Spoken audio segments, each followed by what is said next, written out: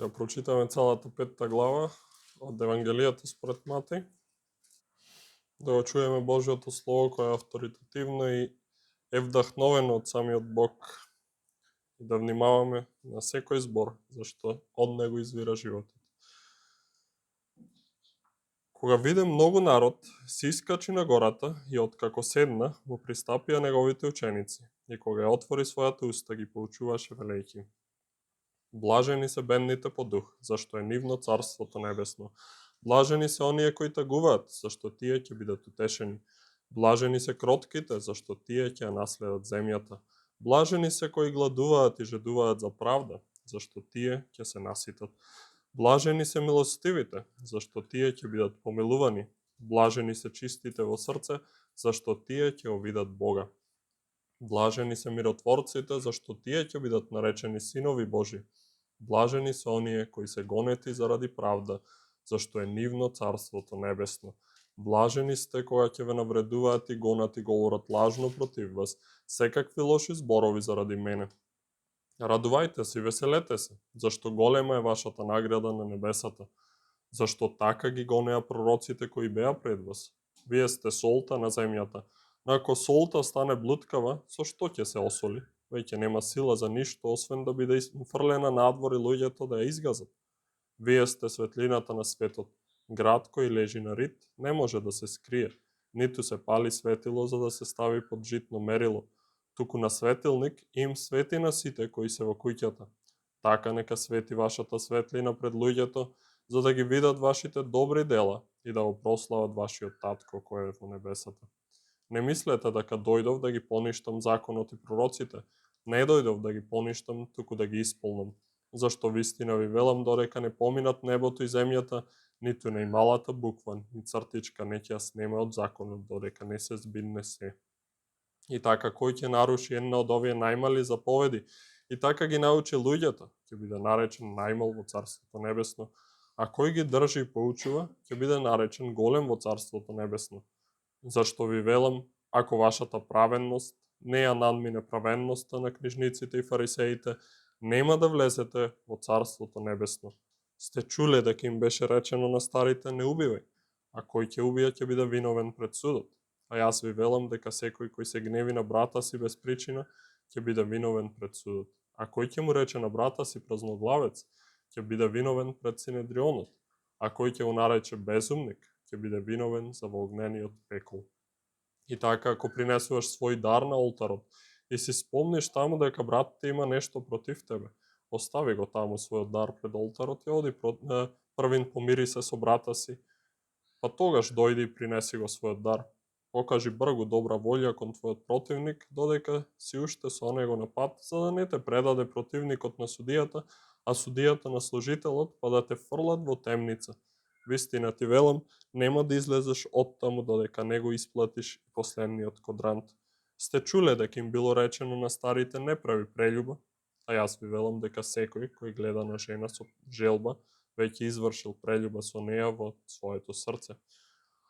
Ако твоето десно око те соблазнува, извади го и фрли го од себе, зашто е подобро да ти пропадне еден од членовите, отколку целото твое тело да биде фрлено во пеколот. И ако твојата десна рака те соблазнува, отсечи ја и фрли ја од себе, зашто ти е подобро да пропадне еден од твоите членови, отколку целото твое тело да отиде во пеколот. Исто така било речено: кој ќе остави својата жена, нека и даде разводно писмо. А јас ви велам дека секој кој остава својата жена, освен за прелюба, ја прави да врши прелюба. И кој се оженува со така напуштена, врши прелюба. Уште сте чуле дека им било речено на старите: не нарушувај клетвата, а исполнувај ги пред Господа своите клетви. А јас ви велам, не колнете се никако, ниту во небото, зашто е Божји престол, ниту во земјата, зашто е подножје на неговите нозе, ниту во Ерусалим, зашто е град на великиот цар. Не ќе се колниш ни во својата глава, зашто не можеш ни едно влакно да го направиш бело или црно, туку вашиот збор нека биде да, да, не, не. Што е повеќе од тоа, од лукавиот е. Сте чуле дека било речено: око за око и зап за зап, а јас пак ви велам, не противете му се на злото, туку некој Ако некој те плесне по твојот десен образ, сврти му го и другиот. Ако некој сака да се суди со тебе и да ти ја земе кошулата, остави му ја и наметката. Ако некој те принуди да одиш со него 1 милја, ти оди 2 со него. Дај му на оној што бара од тебе и не свртувај се од оној што ти сака на заем. Сте чуле дека било речено: љуби го својот ближен и мрази го својот непријател. А јас ви велам, љубете ги своите непријатели и молете се за оние кои ве гонат, за да бидете синови на вашиот татко кој е на небесата, кој прави неговото сонце да изгрева над злите и над добрите и дава дожд на праведните и на неправедните. Зашто ако ги љубите оние кои ве љубат, вас каква награда имате? Зари цариниците не го прават тоа исто? И ако ги поздравувате само своите браќа, што правите особено? Зар не го прават истото и цариниците? И така бидете совршени, како што е совршен вашиот небесен татко. Амин.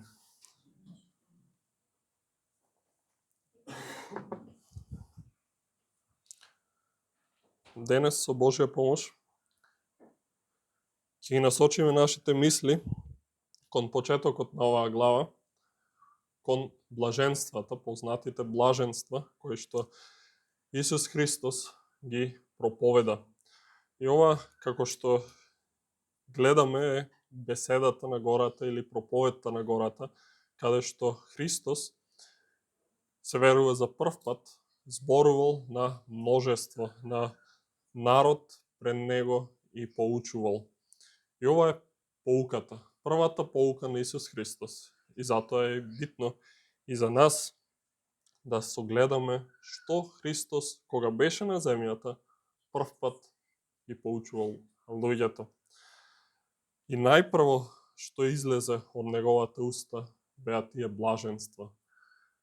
И затоа, со Божја помош, сакам да ги разгледаме тие блаженства во наредните недели, месеци, тие 8 блаженства, и да согледаме вистините кои што Христос, Господ Исус Христос, ги поучува учениците, а и преку Словото не поучува и нас.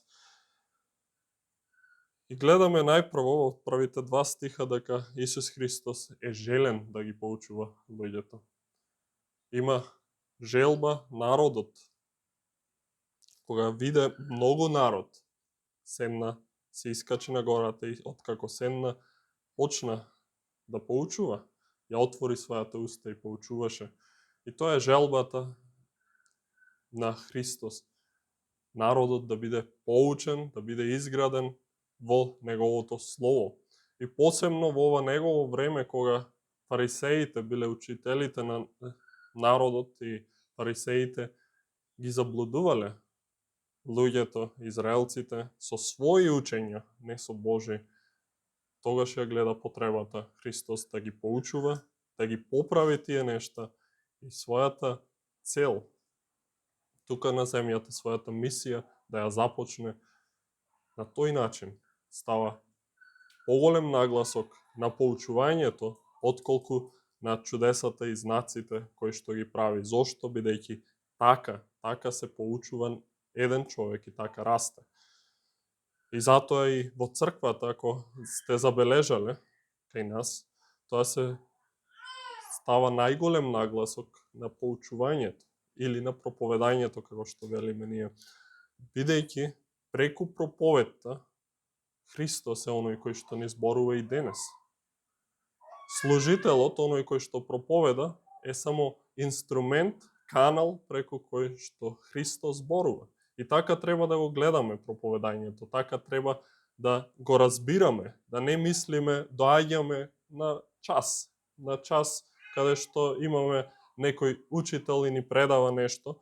Не, тука доаѓаме не да се поучиме само технички, како на училиште, секако учиме многу нешта, но треба да го гледаме богослужба, како богослужба. Му служиме на Бог, слушајќи го неговото слово и принесувајќи му слава преку нашите песни и молитви. Така му служиме на Бог. И проповедањето е дел од тоа служење, бидејќи ние активно само еден зборува, а другите активно го слушаме гласот не на служителот. Служителот дури може да биде целосно заборавен. Гласот на Христос. Тоа е најбитното. Да го слушнеме гласот Господов и да го послушаме. Да го правиме она што ни се кажува. И така, ќе започнеме со блаженствата, бидејќи тие се првите нешта кои што Христос ги поучува.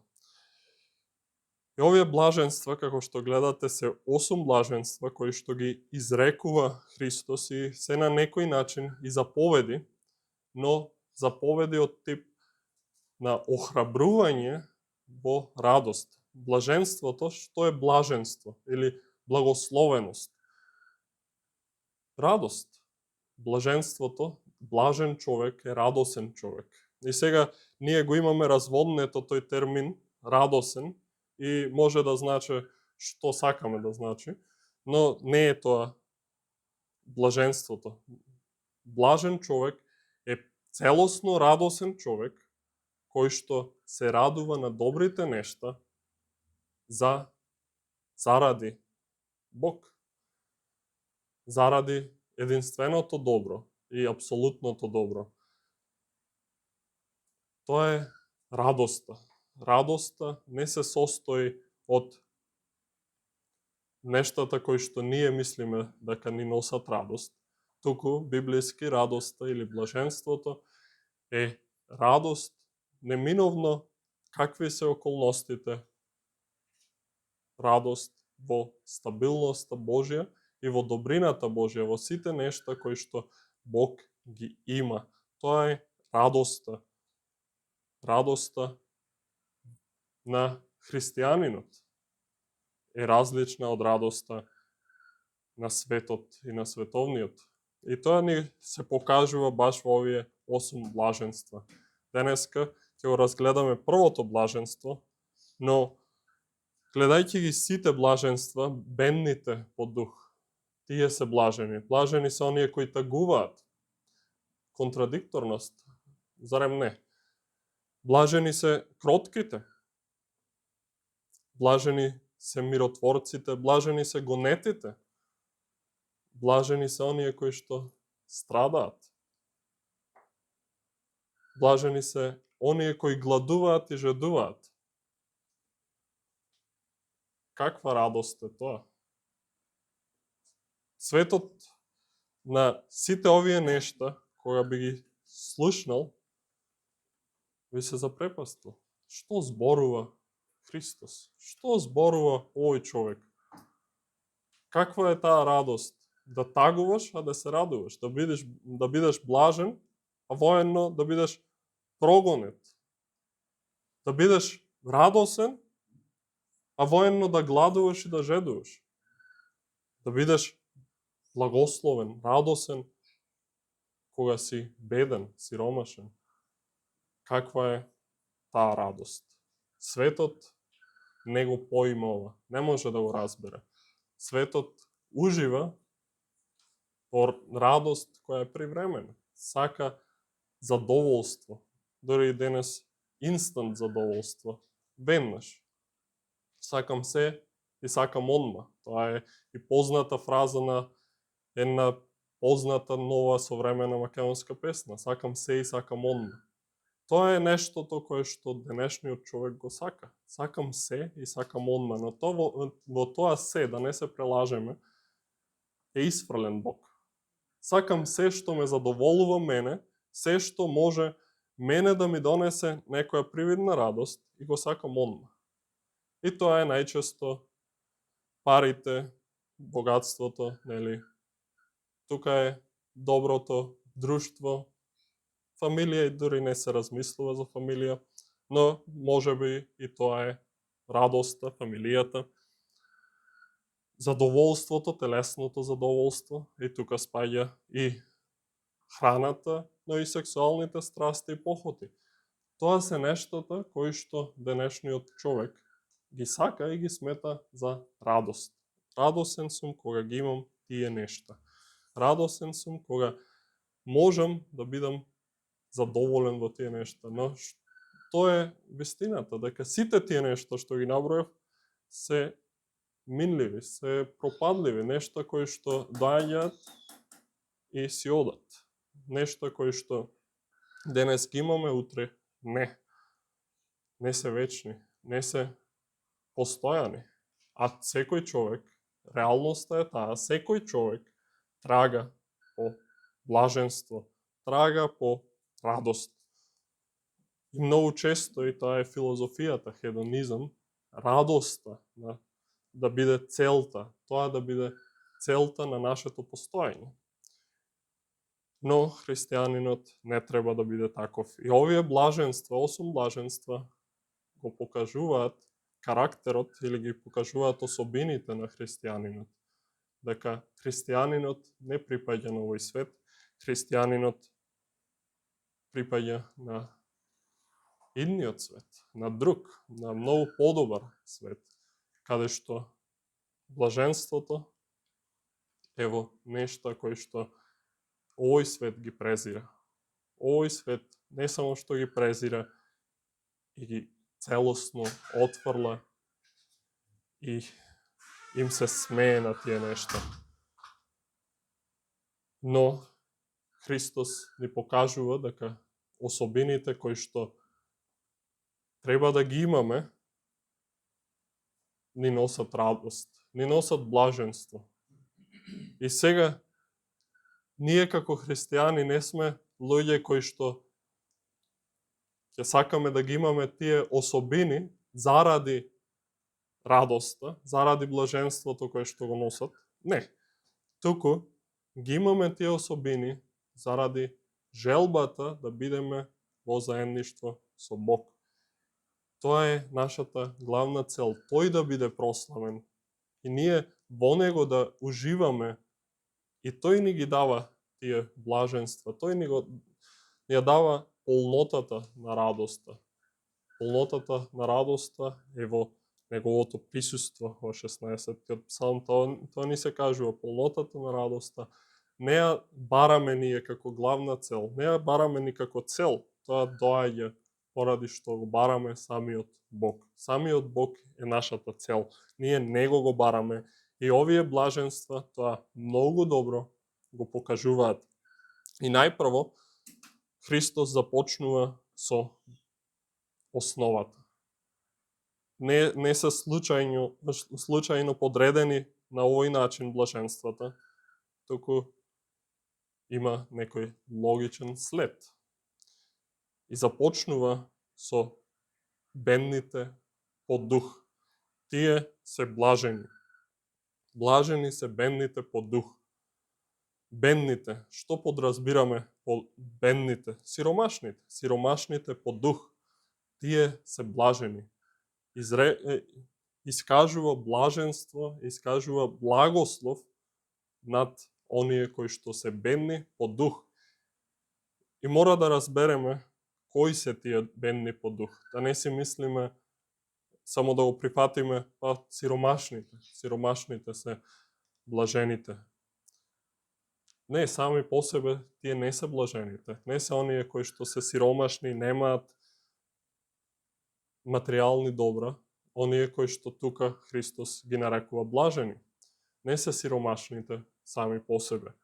Бидејќи сите овие блаженства го карактеризираат карактерот на христијанинот, но најмногу овие блаженства се покажани во самиот Господ Исус Христос. И на тој начин разбираме не се само по себе сиромашните блажените, бидејќи сите знаеме или барем сме слушнале за некој сиромашен кој што е доста незадоволен и го сака она што го нема. Таков човек не е блажен, не е радосен, туку копне е по работите кои што ги нема, работите кои што му фалат. Таков човек не може да се нарече блажен, не може да се нарече радосен. Тука не станува збор за сиромашните. Можат да бидат блажени сиромашните кои што се сиромашни по дух, сваќајќи ја својата состојба и радувајќи се на Бог. како Јов. Јов беше човек кој што беше најбогат во времето негово, но Бог реши да му земе се и беше најсиромашен после тоа. И тогаш Јов се покаже дека е блажен, бидејќи не се потпира на материјалните добра. Ги имаше, ги загуби, неговата состојба не се промени. Неговата состојба остана иста, беше радосен во Бог. Рече нека е благословен Господ. Бог тој даде, тој зеде. Исто така, кои не се бедните по дух, оние духовно бедни, кои што се слаби во верата, кои што се опаннати во благодатта и кои што не растат во благодатта, не станува збор за таквите, бидејќи тие не уживаат доволно во самиот Бог. И затоа не треба овој стих да се преведе благословени се оние кои што се чувствуваат духовно бедно.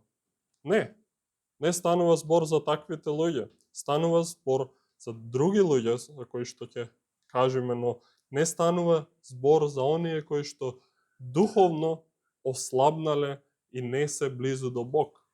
Апостол Павле тоа го упоменува во 1 Коринтијаните 3 глава, дека требало да бидат на цврста храна, се уште се на млеко. Или понатаму во Евреите, во 5 глава, тоа го зборува апостолот и авторот на тоа послание.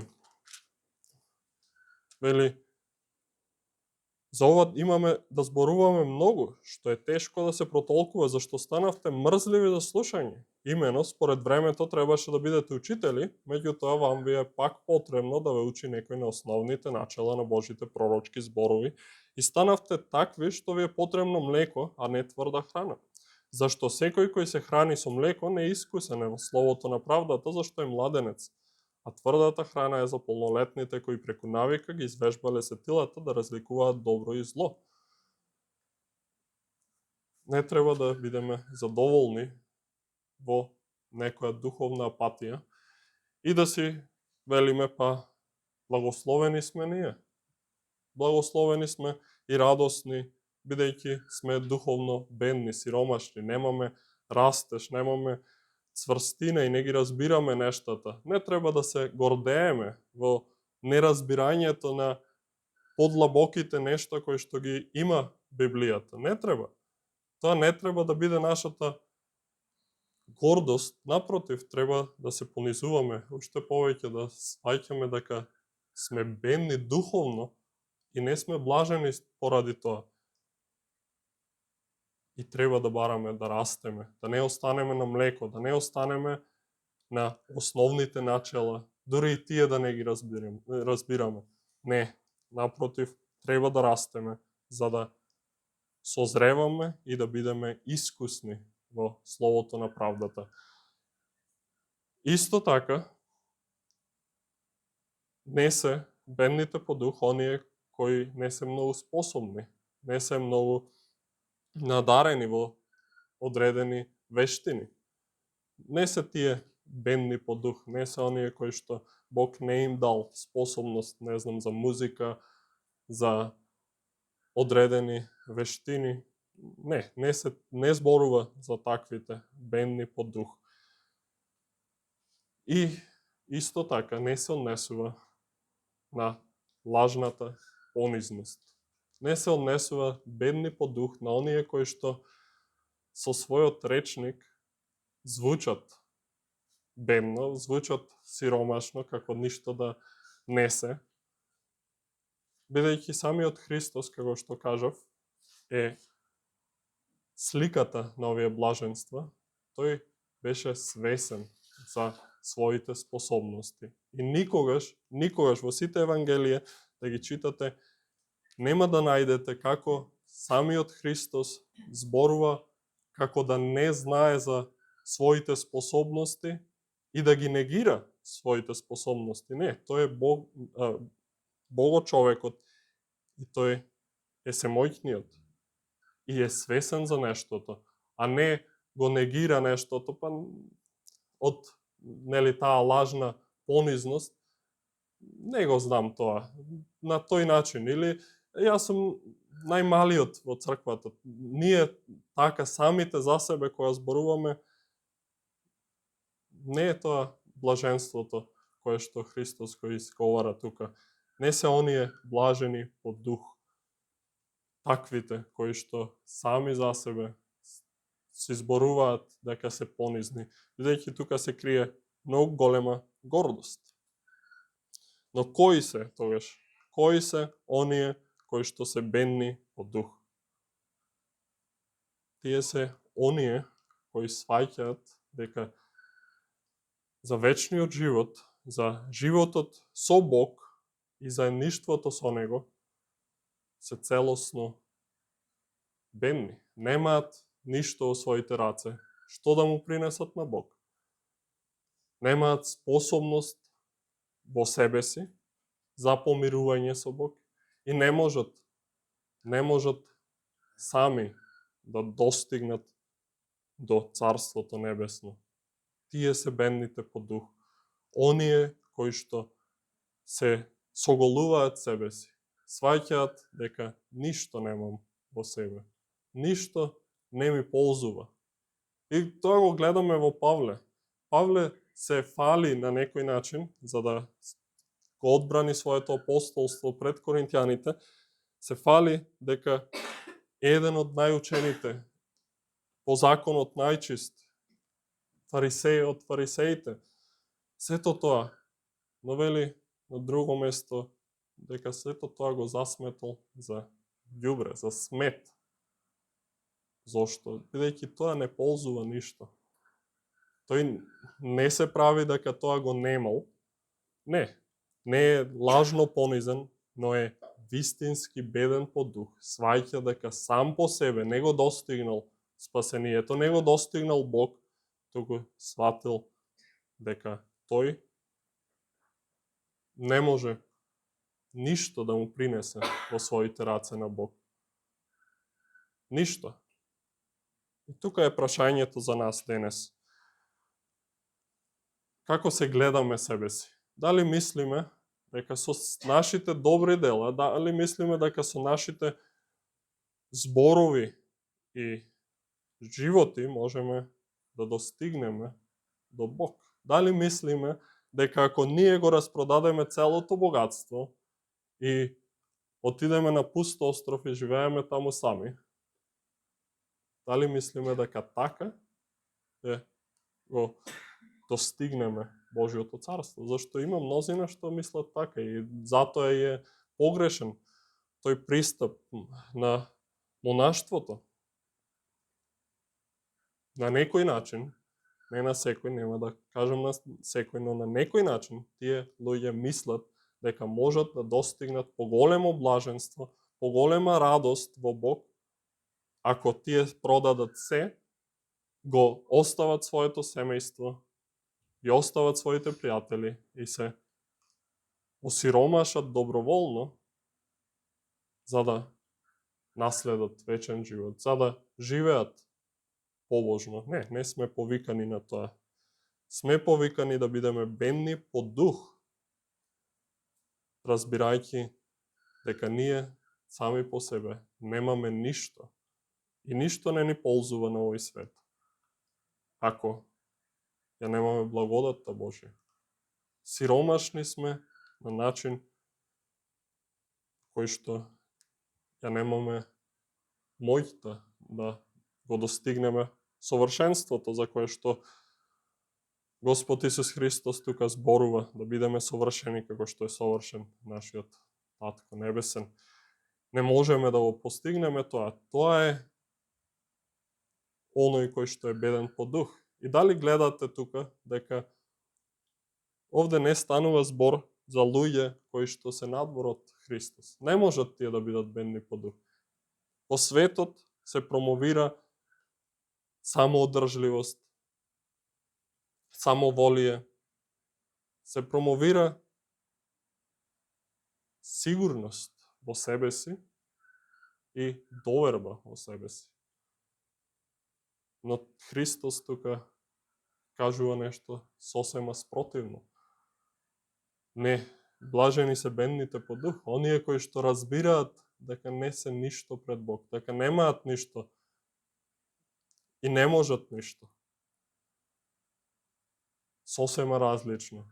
И денес ако има такви меѓу нас, кои што мислат, па моите добри дела, она што сум го направил, она што го правам, е подобро дури од овие тука, кои што исповедаат вера, кои што мислат дека, ете, се верни христијани, но јас многу повеќе правам. Многу повеќе ги љубам ближните, многу повеќе действувам, си стојам на збор. Не, тоа е само привидна, површна понизност, а воедно ја открива и самоправедноста и гордоста. И тоа не се блажени луѓе, бедни по дух. Не. Не е нивно царството небесно, туку таквите првиот чекор нивен треба да биде да станат бедни, вистински, да се понизат пред Бог и да сознаат моето спасение не зависи од мене. Не можам да достигнам совршенство, не можам да го исполнам она што Бог го бара.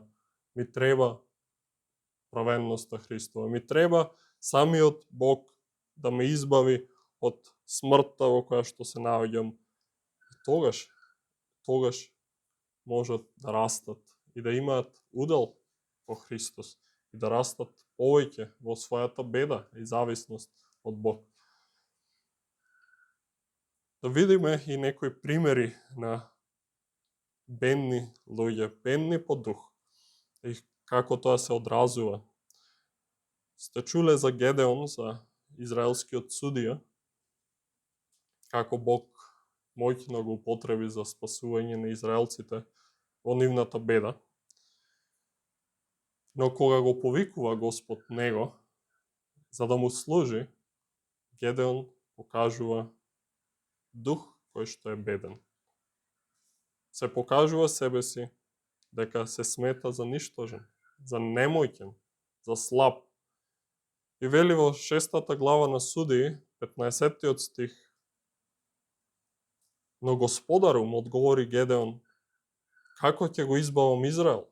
Мојот род е најмал во Манасиевото племе, а јас сум последен во куќата на мојот татко. Разбирањето на својата слабост, на својата немоќност и ништожност. Тоа го прави Гедеон. Не сум некој што може. Нашиот род е најмал. Јас сум последен во куќата. Има племиња што се многу поголеми дури од Манасиевото племе. Има родови во племињата што се многу поголеми. Кој сум јас? Кој сум јас? Мене да ме бираш. Кој сум јас? Јас да го избавам Израел. Исто така Давид го има тоа во 51-иот псалм, кога се покајува. Кажува: смирениот дух е жртва на Бога, нема да го презреш Боже понизното и покајничко срце. Давид е пример на тоа. Иако се возгордеа и изгреши, падна во ужасен грев пред Бог, но свати дека без Бог, без Божја интервенција не може да достигне помирување. И баш и во тој псалм кажува дека Бог не сака жртви, не може со жртви да му се пристапи, туку ова го сака. Смирениот дух е жртва на Бога. Понизното и покајничко срце, тоа нема да го презре Бог. Тоа е она што Бог го сака, да бидеме бедни по дух. Воено Исаија во Стариот Завет го имаме како пример на беден по дух. Оној кој што се понизи. Како се понизи? Како се понизи себе си? Која биде славата Божја. Со поглед на славата Божја. Тоа го читаме во 6 глава, кога Господ Бог го повикува Исаија. И го видов Господа од првиот стих, како седи на висок и возвишен престол, скутовите на неговата плаштеница го исполнуваа храмот. Над него стоеа серафимите, секој имаше по 6 крила, 2 крила за да го засолне лицето, 2 крила за нозете, а со 2 крила леташе. И си велеа еден на друг: Свет, свет, свет е Господ над воинствата, сета земја е полна со неговата слава. Од грмливите гласови на оние кои воскликнуваа се стресоа до вратниците на праговите, а домот се исполни со дим. Слушнете го ова. Реков, Исаија тоа го вели: Тешко мене пропаднав, зашто сум човек со нечисти усни, живеам во народ со нечисти усни, а моите очи го видоа царот, Господ над војските. Тоа е беден по дух. Согледувајќи ја сета таа слава, светост на Бог, Исаија се понизи. Бедноста по дух подразбира понизност и самоодрекување и повеќе од тоа целосна зависност од Бог. Целосна зависност од Бог. Понизност, понизниот човек може да зависи од некој. И понизниот човек може да се самоодрекува и така да зависи од друг, бидејќи оној кој што се самоодрекува мора да зависи од друг. И тука зависноста паѓа на Бог. Исто пример имаме и од Петар, кога виде како мноштво риби излезе после долга ноќ во риболовење, не уловија ништо и Христос им вели на учениците: фрлете мрежата на таа страна од бродот и ќе уловите. И Петар послушно го прави нештото. И кога виде полна мрежа со риби, дури самата мрежа се кинеше од мноштвото на риби, вели: Оди си од мене, Господи, зашто сум грешен човек. И Петар ја согледа силата Божја и се понизи. Стана беден по дух. Свати дека не може тој сам, грешен е, одвратен е во очите Божи во однос на неговата слава и светост.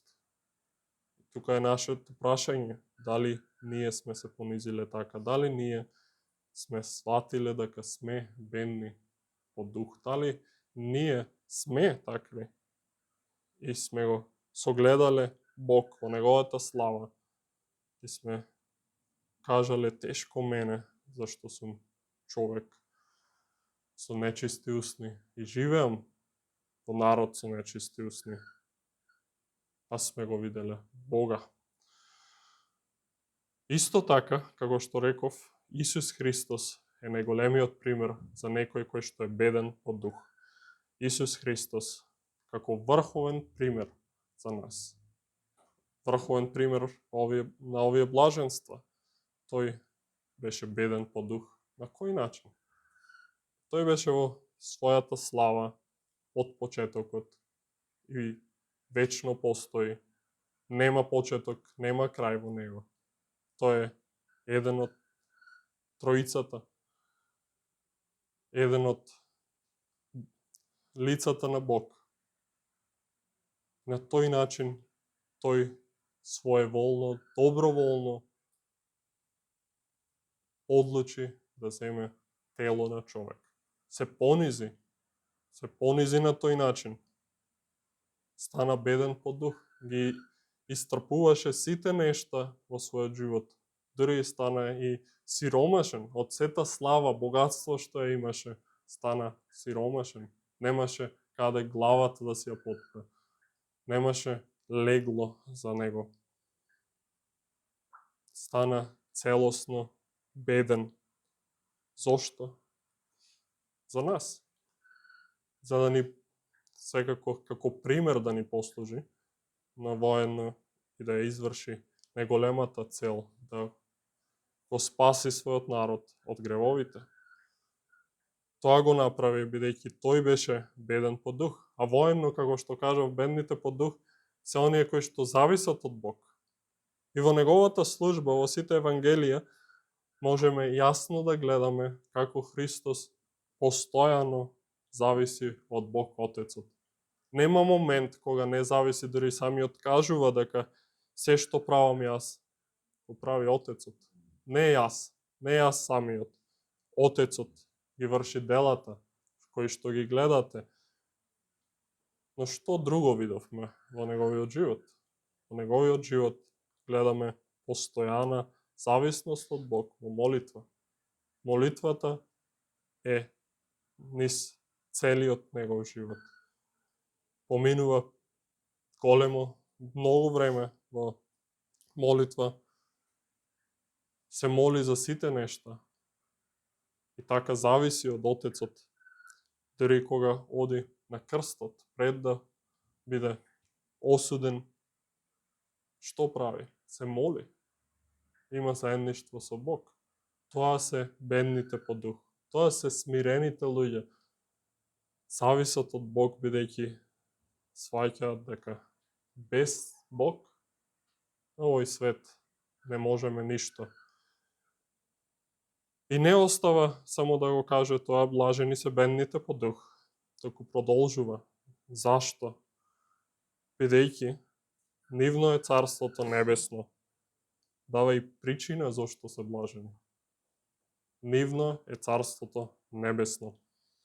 Тука станува збор за Царството Небесно во слава, не тука на земјата, но мора да разбираме дека Царството Небесно во таа слава почнува тука. И секој го има Царството Небесно во себе, ако го има Христос. На тој начин разбираме дека Царството Небесно го имаат бедните по дух. Не горделивите, не самоправените, не луѓето кои што се мислат понизни, не луѓето кои што живеат далеко од Бог, туку оние кои што зависат понизно од Бог во секоја сфера на своите животи. Тоа е оној кој што е ученик на Христос, нели? Во Лука 14 глава тоа ни се кажува имено така, ако некој од вас не се одрече од се што има, не може да биде мој ученик. Се што има, како што кажавме, не ни ползува пред Бог. Се што можеме да поседуваме, дали наши дарови, дали богатството, ништо не може да не одведе при Бог. Но единствено смирениот дух. Вели во изреки, Соломон гордоста го понижува човекот, а смирениот дух придобива чест. Изреки 29-23. Тие се оние кои што придобиваат чест пред Бог, не пред луѓето. Како што кажав, луѓето во овој свет се исмеваат на бедните. И понатаму ќе видиме и други нешта. Блажени се кротките. Многу пати сме слушале луѓе од светот како зборуваат дека не треба да се биде кроток, бидејќи ќе те изгазат. Луѓето ќе те изгазат, ќе те злоупотребуваат, ќе те уништат во светот. А Христос вели, блажени се таквите, кротките, понизните, смирените, бедните по дух. Светот не го сака тоа. Но Бог дава чест, го дава Царството Небесно. И дали по тоа копнееме, дали копнееме да бидеме при Бог во Царството Небесно, бидејќи таму е вечната радост, таму е блаженството. И затоа треба денес да се испитаме дали ова блаженство, ова прво блаженство не отсликува нас. Дали сме бедни по дух. И сите овие блаженства, како што ќе ги гледаме, мора да ги има во христијанинот. Ако едно нема, нешто не е како што треба. Не значи дека некое блаженство нема да биде повидливо во животот на христијаните, но сите мора да ги има. Сите блаженства, како што ќе ги разгледуваме, така ќе гледаме дека секое блаженство мора да го има во животот на христијанинот. Ако не сме бедни по дух денес, тоа ни покажува дека не сме дел од Царството Небесно. Не е наше Царството Небесно. Мора да бидеме смирени, понизни и зависни од Бог. Мора да се осиромашуваме, како што вели Јован Крстител, кој што сознава дека учениците одат кај Исус и учениците негови кои што биле од потесниот круг негов, велат сите луѓе одат таму, него го следат, не тебе. Тој вели Христос треба да расте, а јас да се смалувам. Дали тој дух е во нас? Дали сме бедни? Дали да согледуваме нашата ништожност и нашата потреба од Бог? И Исаија во 6-та глава, последната глава во неговата книга, првите 2 стиха зборува нешто што мора да го разбираме и да го сваќаме потполно. Вели Господ зборува вака: небесата се мој престол, а земјата подножје на нозете. Каков дом сакате да ми изградите и каде ќе биде местото на мојот покој?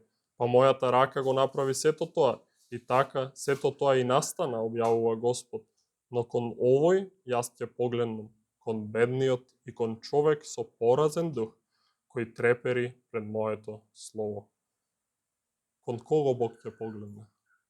Кон бедниот, кон човек со поразен дух, кон човек кој што трепери пред Словото Божјо. Тоа е прашање. Бедните по дух подразбира и поразен дух, но и што друго подразбира? Што видовме? Трепет пред Божјото Слово. И дали ние доаѓаме во недела за да си имаме убаво време, да си разговараме едни со други, да си направиме кафе муавет, или доаѓаме да трепериме пред Божјото Слово. Кога ќе се слушне Божјото Слово, дали во нас има трепет, бидејќи се чита Божјото Слово, дали кога се проповеда Божјото Слово, имаме трепет пред Божјото Слово, бидејќи тоа е беден по дух. Тоа е човек кој што е блажен. Словото Божјо да го возвишува над се. Да го сакаме она што Бог има да ни го каже. Не доаѓаме тука за ние да се прославиме и ние да си направиме убаво да ни биде, да си разговараме меѓу себе, да си го пополниме времето кое што го имаме слободно. Не доаѓаме целосно да се принесеме на Бог. Тоа е потребното. Бидејќи Бог тоа го бара од нас. Ние сме создадени за Него, а не за себе си. Не за празни муабети и секакви негативности, согледувањето на негативностите во светот. Не. Сме создадени да гледаме славата Божја. Со тоа се да гледаме низ таа призма, така да се понизуваме себе си, за Христос да расте, а ние да се смалуваме. Амин. Да се исправиме и да се помолиме.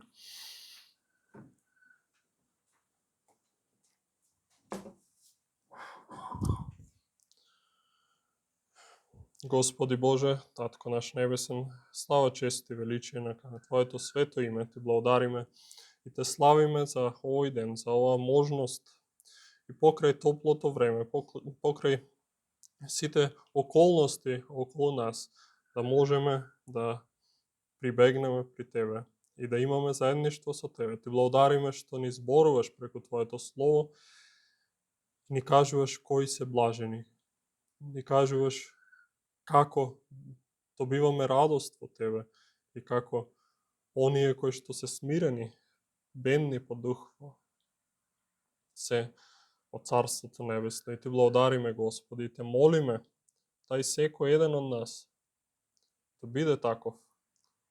Не за да имаме радост само по себе, туку да имаме задоволство од Тебе, да имаме заедништво со Тебе. Тоа да ни биде нашата цел. Те молиме, Господи, Ти помагај ни, зашто навистина сваќањето дека не знаеме ништо, не можеме ништо, не поразува, не потиштува.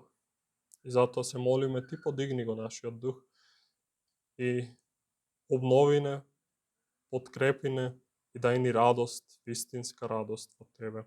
Господи, се молиме за оние кои што се горделиви денес, кои што се далеко од Тебе и мислат дека можат да достигнат до Тебе со своите напори, со своите усилби. Ти понизи ги, Господи. Доведи ги до покаяние, до смиреност, до бедност, за да можат вистински да ја спознаат Твојата благодат, Твојата сила и да бидат Твои и нивно да биде Царството Небесно. Господи, се молиме за овој град кој што ужива во своите фестивали, а не трепери под Твоето Слово. Не го сака Твоето Слово. Те молиме, Господи, делуви. Ти биди милостив кон нашите сограѓани и помагај ни да сведочиме за радоста која што е во Тебе, за радоста во служењето на Твоето име.